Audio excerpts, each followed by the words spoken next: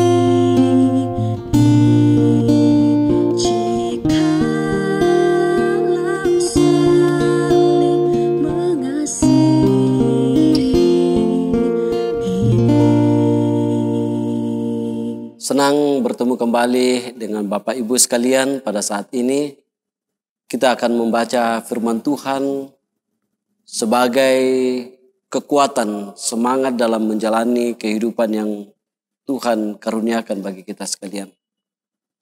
Saya telah memilih pembacaan kita pada saat ini dari kitab Wahyu pasal 2 ayatnya yang pertama sampai ayatnya yang kelima. Namun sebelum kita menikmati firman Tuhan ini, mari kita satu dalam doa. Kita berdoa. Terpujilah nama-Mu ya Allah, Allah yang terus-menerus mengasihi kami dalam segala keadaan kami. Karena kasih-Mu lah, sehingga pada saat ini kami masih dimungkinkan untuk membaca dan mendengarkan firman-Mu. Tolong hamba-Mu ya Tuhan, yang akan membacakan firman ini dan memperdengarkannya. Tolong anak-anak-Mu dimanapun mereka berada, pada saat mereka mendengarkan firman ini, mereka dengan sungguh menyiapkan hati untuk juga menikmati firman. Kami mohon kepada-Mu, berfirmanlah kepada kami, karena kami dengan sungguh-sungguh telah siap mendengarkan Engkau. Di dalam Kristus kami datang kepada Bapa di surga. Haleluya. Amin. Dari kitab Wahyu pasal 2 ayat yang pertama sampai ayatnya yang kelima. Demikian berita yang datang kepada kita sekalian.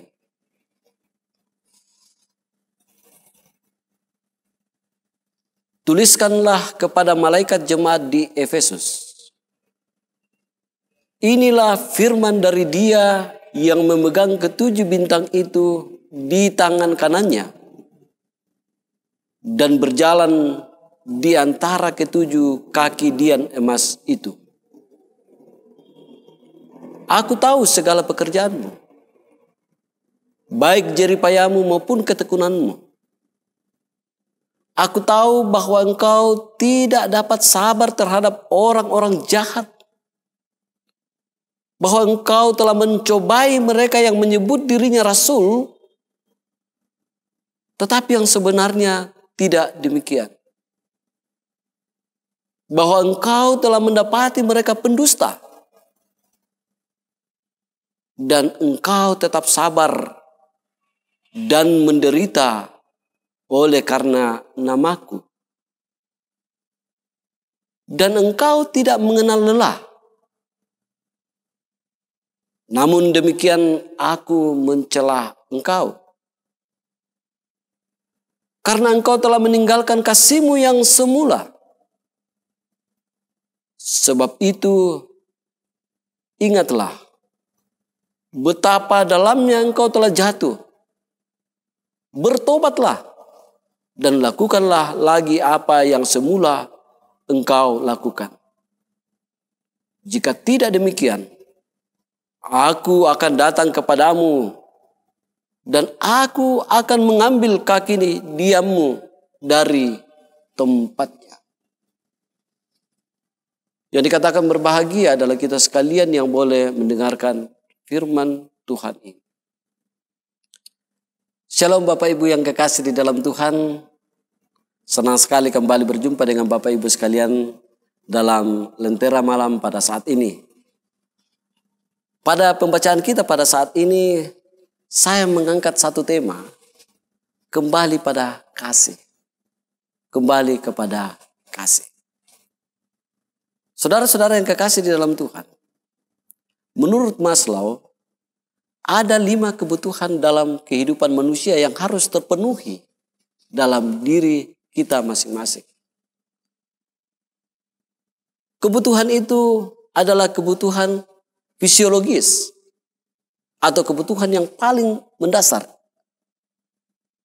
Yang kedua adalah kebutuhan rasa nyaman atau keadaan kondisi yang aman. Kalau kondisi kita lagi kacau, tentunya membuat hidup kita tidak merasakan kenyamanan. Dan itu dibutuhkan oleh kita semua. Kebutuhan yang ketiga adalah kebutuhan kasih sayang. Kebutuhan yang keempat adalah kebutuhan semua manusia ingin dihargai. Tidak ada satupun di antara kita yang tidak ingin dihargai. Semua membutuhkan penghargaan. Termasuk seorang anak kecil pun sesungguhnya dia membutuhkan penghargaan. Mereka pun ingin dihargai. Dan yang kebutuhan yang kelima adalah kebutuhan aktualisasi. Atau kebutuhan di mana seseorang itu akan mengaktualkan dirinya atau melakukan pekerjaan-pekerjaan berdasarkan apa yang dipikirkan. Apa yang diinginkan dalam hidupnya. Dari kelima kebutuhan ini Bapak Ibu yang kekasih di dalam Tuhan, saya mau fokus kepada satu kebutuhan, yaitu kebutuhan kasih sayang. Iya, kebutuhan kasih sayang. Saya mau mengajak kita dulu kembali merenungkan atau mengevaluasi bagaimana kasih sayang dalam kehidupan kita bersama-sama. Mungkin kasih sayang seorang ibu kepada anak. Seorang ibu mulai mendidik kita, merawat kita, menggendong kita, kita kenang. Namun ada perasaan yang jauh lebih menonjol dan seringkali susah dilupakan oleh seseorang ketika dia jatuh cinta pertama. Ya betul, ketika dia jatuh cinta pertama. Menurut para medis, cinta pertama itu sulit dilupakan karena rupanya pada saat itu hormon dopamin atau adrenalinnya kita yang lebih dominan. Dan itu tertancap pada otak kita. Sehingga setiap kali mengenang kisah cinta pertama itu, seringkali kita tersenyum sendiri mengenangnya. Tetapi bukan berarti kita harus kembali kepada mereka. Bagi kita yang mungkin sudah menikah, bukan seperti itu. Maksud saya dalam mengajak kita merenungkan cinta yang pertama ini. Tetapi maksud saya adalah supaya kita semakin memahami dan mengerti arti kasih sayang itu sendiri. Jadi ada rasa bahagia di sana. Ada rasa aman di sana. Ada rasa keinginan untuk berkorban. Dan juga sukacita pasti dimiliki di sana. Seiring dengan perjalanan waktu Bapak Ibu yang kekasih di dalam Tuhan, terjadi pergeseran nilai. Dari mungkin tadi bersukacita, terarah kepada sedih. Mungkin kemarin suka berkorban, sekarang menjadi tidak mau berkorban. Nah, Bapak Ibu yang kekasih di dalam Tuhan, dalam perjalanan seperti itu, saya mencoba memperbandingkan dengan keadaan yang terjadi di jemaat di Efesus. Sehingga kitab Wahyu ini datang kepada mereka. Di jemaat di Efesus merupakan satu jemaat yang betul-betul mencintai Tuhan, mengasihi Tuhan. Hamba-hamba Kristus di sana sungguh-sungguh berjuang keras untuk mencintai Tuhan.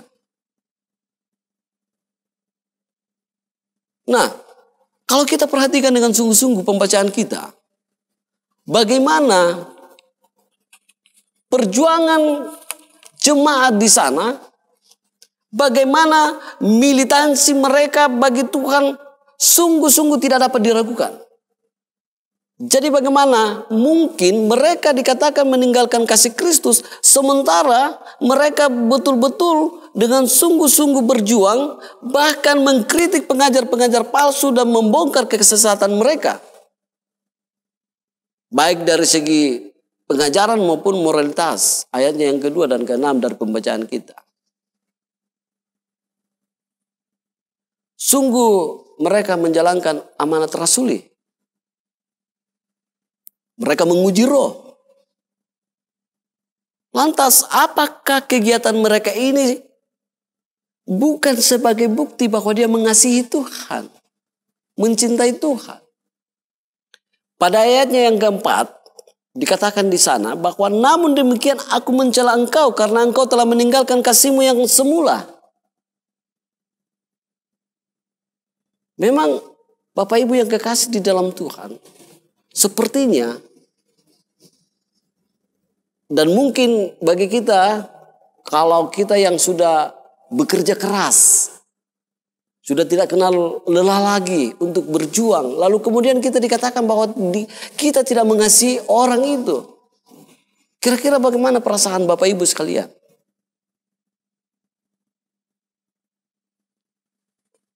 Banyak dalam perjalanan kehidupan kita bersama-sama, kita seringkali kecewa ketika kita sudah bekerja keras dengan sungguh-sungguh memperjuangkan sesuatu, lalu kemudian orang itu mengatakan kepada kita bahwa kita tidak mencintai dia, tidak mengasihi dia.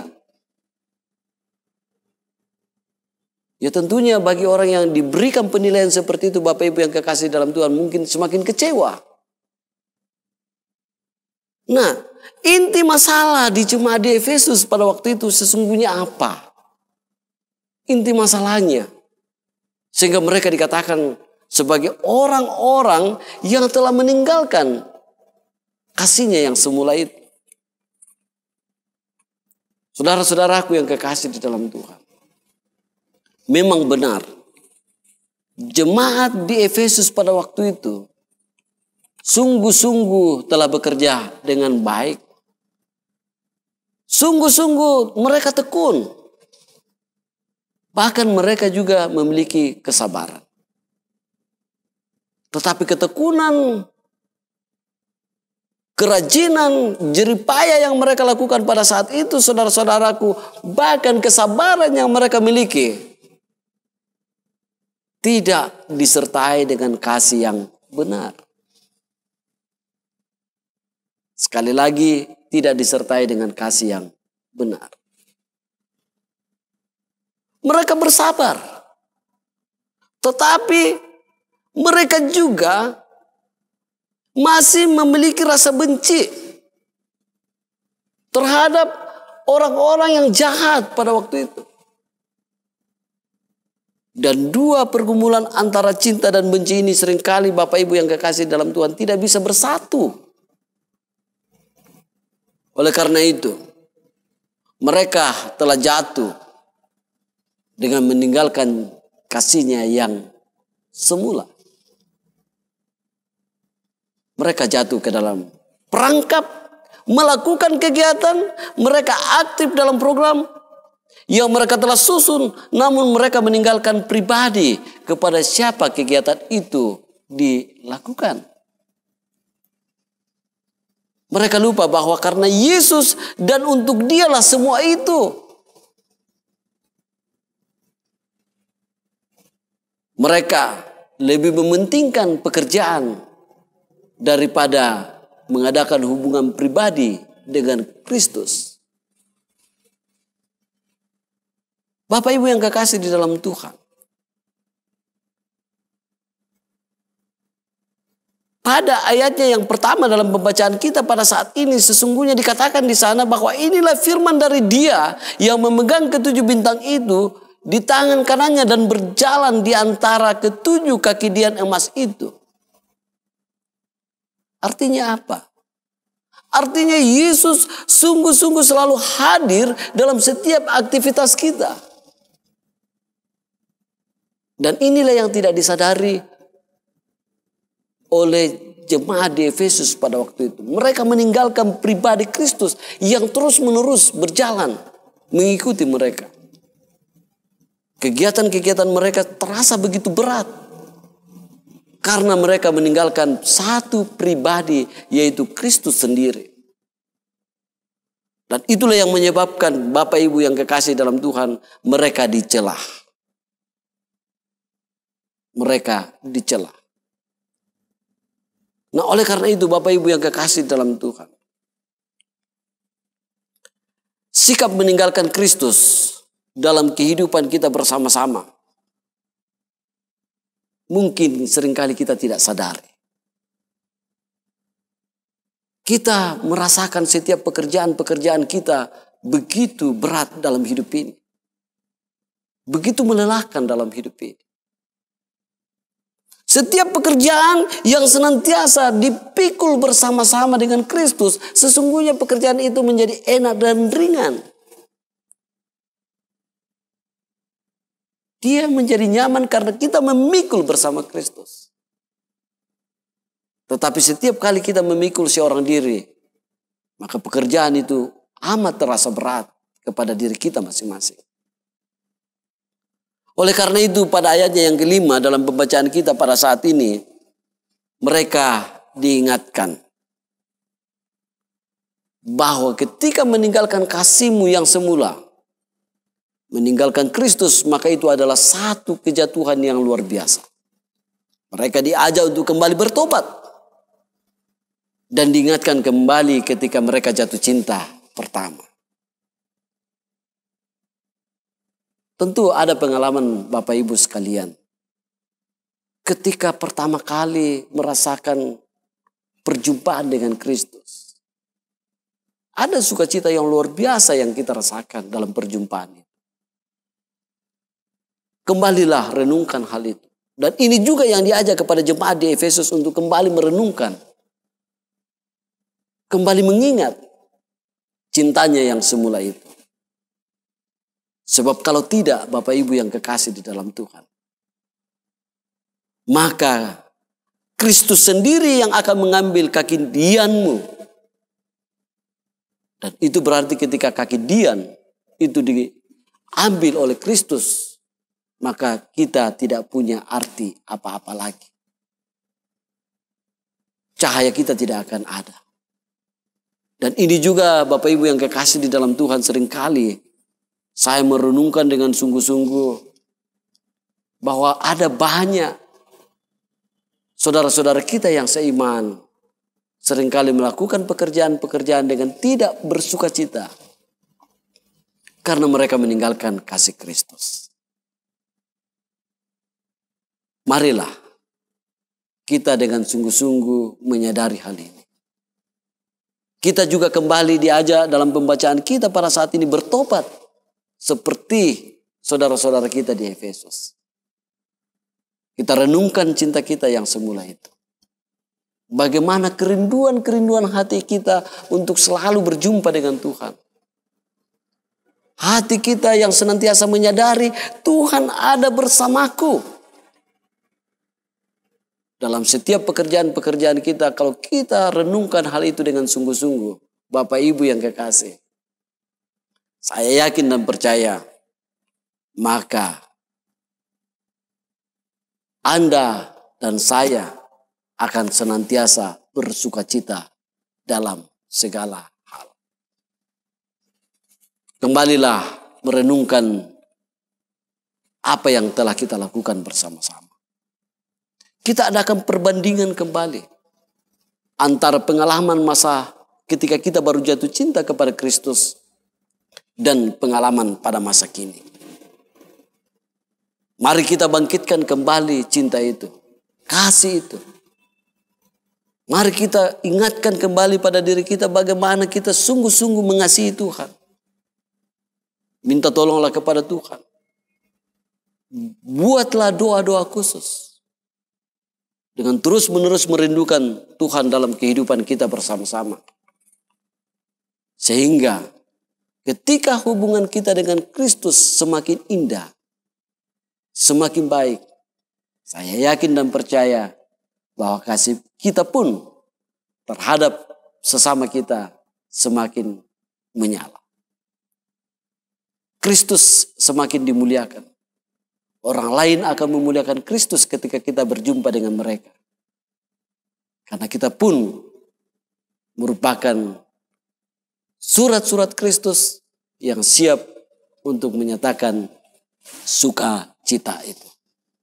Sekali lagi, kembalilah kepada kasih Kristus dan percayalah kasih ini yang akan membuat kita terus-menerus bersama dengan Tuhan, terus-menerus semangat, dan kita akan menjadi kuat dalam menjalani hidup ini. Terpujilah Kristus. Haleluya. Amin.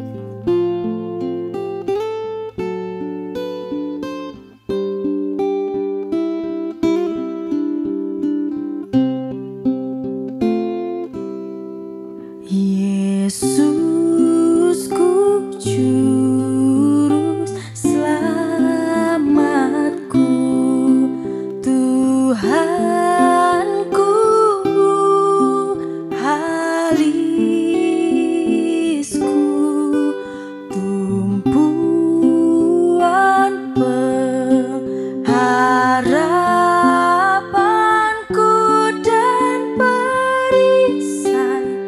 perlindunganku.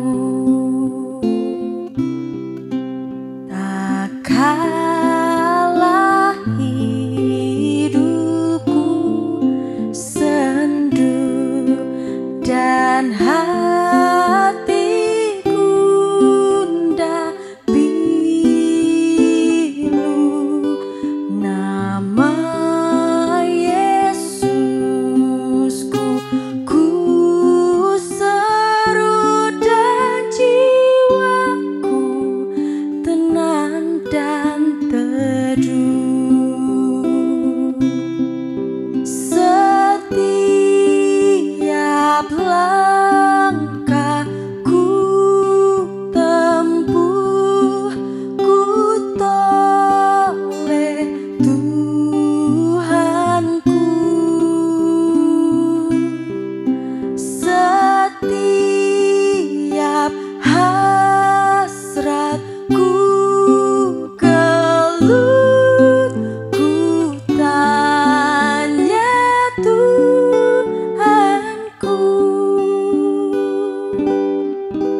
Ke dalam kasih penebus ku berserah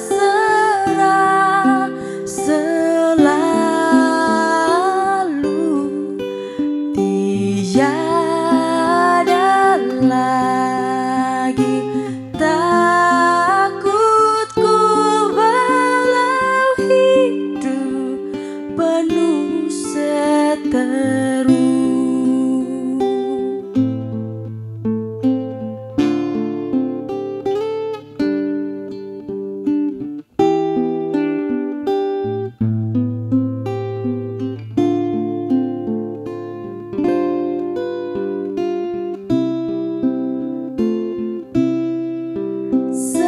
Setiap langkahku tempuh ku toleh Tuhanku. Setiap hasratku gelut ku tanya Tuhanku. Ke dalam kasih penebus ku berserah selalu.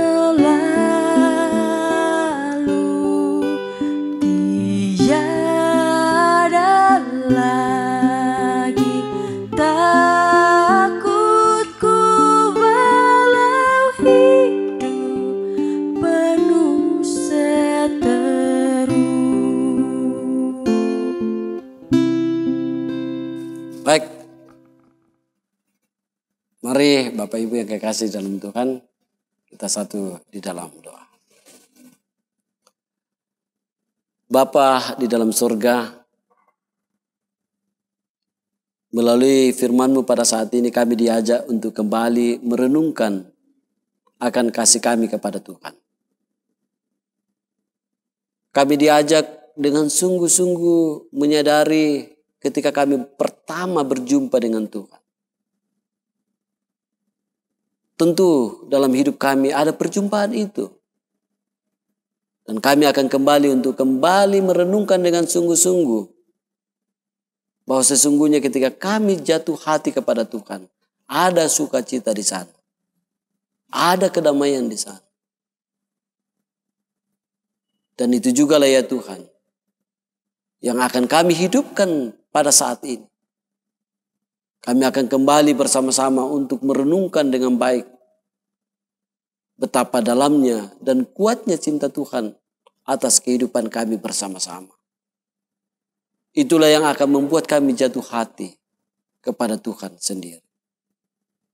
Bapa di dalam surga, berkatilah semua hamba-hambamu yang mendengarkan renungan pada malam ini. Biarlah ya Tuhan, mereka juga terus merasakan sukacita Tuhan Mereka terus-menerus merasakan dan mengalami akan cinta Tuhan. Dan mereka terus menyatakan kasih sayang itu. Baik kepada Tuhan maupun terhadap keluarga dimanapun mereka berada. Bapa di dalam sorga, inilah harapan kami, doa syukur kami. Dengarkan kami yang datang bersyukur dan berterima kasih kepadamu. Di dalam Kristus adalah Tuhan Sang Penyelamat hidup kami. Haleluya. Amin. Demikianlah Lentera Malam pada saat ini. Tetap jaga kesehatan, tetap semangat. Selamat malam, Tuhan Yesus memberkati.